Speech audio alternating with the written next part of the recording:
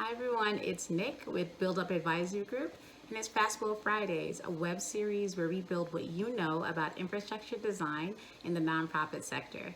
And today's Fast Build topic is the top 5 things you should know before converting a project support grant to a general support grant. Now, these conversions have been coming up a lot because of the pandemic, and I thought I would share what I've learned over the years with working with these conversions. So number 1, talk to each other.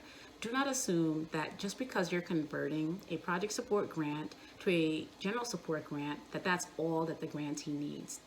You need to find out how much money is still outstanding under the grant, how much money has been spent, how much is committed, and what does the grantee need.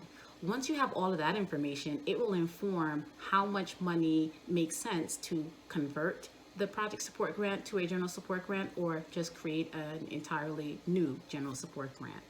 Number 2, approvals. Depending on the size of the grant, you may need to get additional board approval or other staff approval.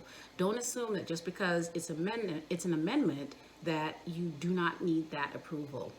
Now, if you're scratching your head and saying at this point, I have no idea what to do in my organization, it just means that you need to have a conversation about your grant modification policy. Number 3, make sure it's in writing. It needs to be a written amendment. Now, depending on the original grant agreement, an email might even work, but do not take and do not provide assurances that the conversion has happened over the phone. It should be in writing. The 4th is reporting.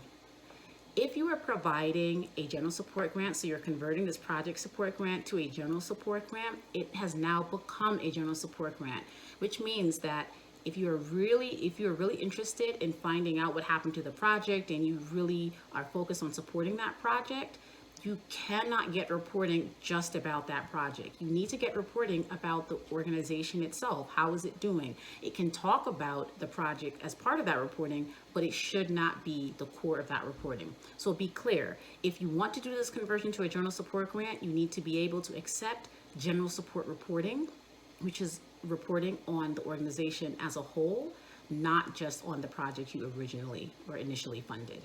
And number 5 is your grants management systems.